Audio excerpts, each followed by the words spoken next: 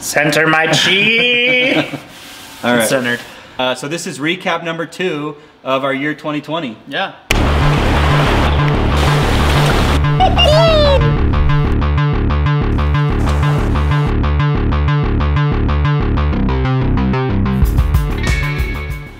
Hey everybody, thanks for checking out this week's video.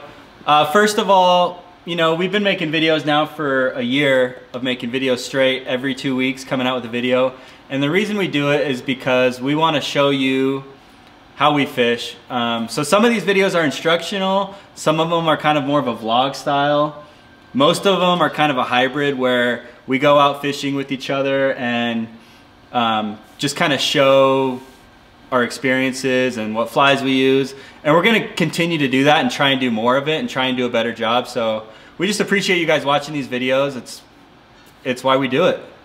2020, let's see, we're going from about July on to now. We had a lot of, a couple good high mountain lake trips, or at least one good high mountain lake summertime, trip. right? And the nice thing about those months is July through the end of the year, really July through September and October, is those are like the prime time fishing months for us. Wet wading. Yeah, wet wading is big bugs. Prime.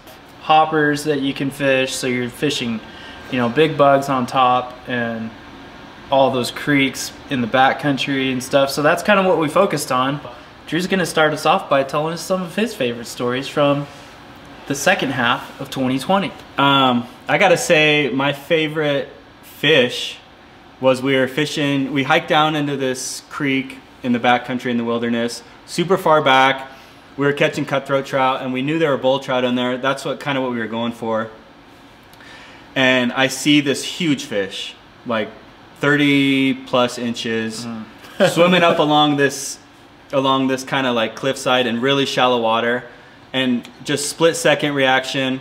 There it is, cast over to him. The fly lands kind of to the side, but he sees it, comes over, eats the fly. I set the hook and he just throws the fly out like within a second, and I lost it. So that still plays in my mind. Like that's if I'm trying to go to sleep at night, or if I like go downstairs to the furnace room, like I think about that fish and I get scared and I run back upstairs. You guys, that happens, man. Yeah, you have those fish. There's fish that haunt you. Yeah. I don't know what I'm gonna do. They haunt you. Yeah. Yeah, I was watching that whole thing unfold. I was on top of this big boulder, kind of a ways away. I was probably 30 or 40 yards, more than that, probably like 50 or 60 yards away. Yeah. If not more. And I could see from that far away, I could see this big fish sitting there, first of all. It was in the shallow gravel, big bull trout. Yeah. And yeah, watch that fish, watch where Drew's fly hit the water and swim over and crush it. So I was just like watching it all unfold and just thinking like, yes, and then just see the line slip. I was like, oh, it's heartbreak. Oh well. And they haunt you. You know. We'll be back. That's what keeps you going back. I'm gonna go there every year. Yeah. That's what keeps you going back for more. But my favorite story is when we hit that one lake that was just full of those West Slope. What was the name of that one again? That was the like there was good sized West Slopes in there too. There's some nice cutties in there. Because West Slopes don't get that big.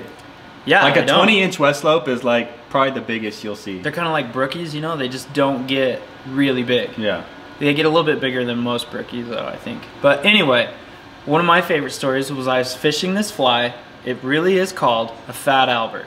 And it's a big beetle pattern. Because that's one of my favorite things to fish on these high mountain lakes is like Chernobyls. So ants, beetles, hoppers, stuff like that. Things that are these land bugs that live on the land that are landing on the water. That's what a Chernobyl is. Or sorry, that's what a terrestrial is. My bad. And then they land on the water. Right, you're right. And they're like, I'm not on land, I'm in the water. All right. It's fun fishing those terrestrials. You mean land bugs? Yeah, I mean land bugs. So these land bugs. Not water bugs. No, not water bugs. Okay. Not those little water skeeters. Okay. I have my Fat Albert, that big old beetle fly. I caught a few fish on it, and then I caught one fish that just totally straightened me out, and I think I was standing out on a log, and you know, there was nothing I could do. I was fishing pretty light tippet, I think maybe 5X or so, but anyway, that fish straightened me out, broke me off, and that was the end of Fat Albert. You know, like Fat Albert. Yep. If you know, you know. So then we worked our way around to the other side of the lake, like an hour later at least. Yeah. And what comes floating along? Fat Albert. I go over and scoop that thing. It just like slowly drift over with that little breeze out there. That was pretty funny. So that fish had it in its mouth, swam around for a little while. Some point that thing popped out of its mouth and drifted its way over to the other side of the lake, and I picked it up. And you caught a fish with it. And I caught more fish with it. That was cool. It was fun. You gotta love fishing those high mountain lakes. I think this year we fished more high mountain lakes than any year. Yeah. Which is pretty fun. They are fun. And those fish would come from the bottom, and you'd see them just swimming up from the bottom. And so it was really fun to watch these fish come all the way up and crush a dry fly. Super fun. Tell me about your favorite fish. Dude. You want me to go first? I think you should go first. Go first. What was your favorite fish? Favorite fish is not actually a fish that I caught. It was when we were fishing, it was the backpacking, or not backpacking, hiking into the wilderness. Yeah. And we were fishing on that creek, and we'd really just gotten there pretty much. I think this was the first spot we fished. Yeah. And I was just fishing like a little hopper, trying to get some cutties, because there's a bunch of West Slope cutthroat in there. And I noticed something move in the water, kind of out of the corner of my eye. And I looked down, and there was a huge Chinook salmon right next to me, like right next to my legs, in probably maybe not even 2 feet deep of water. And that thing was just hanging out right there. Like I could have reached down and touched it. Yeah. And that's the cool thing about that spot we were fishing, and some other quite a few places in Idaho, is these fish, these salmon and steelhead, swim from the Pacific Ocean up the Columbia River, up the Snake River, and they follow all these tributaries and get into these pretty small creeks way back in the backcountry, and we're 800 miles or something like that from the ocean is how far these fish swim. And to how get many up and dams? spawn. Like and 7 or 8 that they go dams. over too. Crazy. Yeah. So it's pretty interesting, pretty surreal experience to look down and see that fish and just know everything that fish has, literally everything it's gone through. Yeah. It's pretty wild.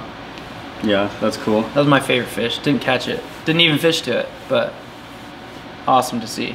I'd agree with that. I mean, there are a few places we saw salmon this year in Idaho, and it's like, it's cool to see, you know? Yeah. It's humbling. Yeah. Because, like you said, 800 miles in, and you see these fish, and it's like, wow, we gotta protect them, you know? Mm-hmm. And, you know, that's one of the reasons. A big push we did this year is we donated money to Save the South Fork, and we've been talking about it a lot just because there's a proposed mine that wants to go in called the Stibnite Mine Project.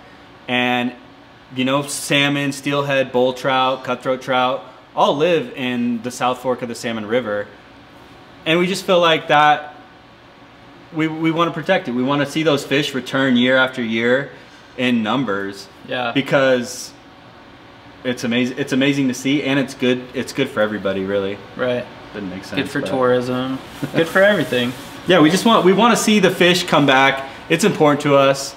If you guys have seen a salmon in Idaho, it's a really amazing thing. I mean, you could go out to Washington, Oregon, and see them like real close to the ocean, or Alaska, or any of these other places. But when you see them 800 miles in, they're all beat up. Pretty cool. Yeah, you know, like the journey that they've had to go through to make it that far just to spawn. And that's just their instinct. So it's pretty cool to see that.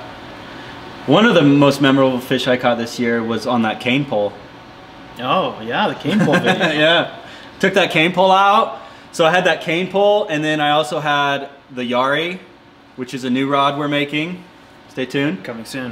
But I had that cane pole, and then I had the Yari rod, and I was casting that cane pole, and I caught a tiny fish on it. And, you know, I tried to do an honest review of the cane pole, but they're not that great.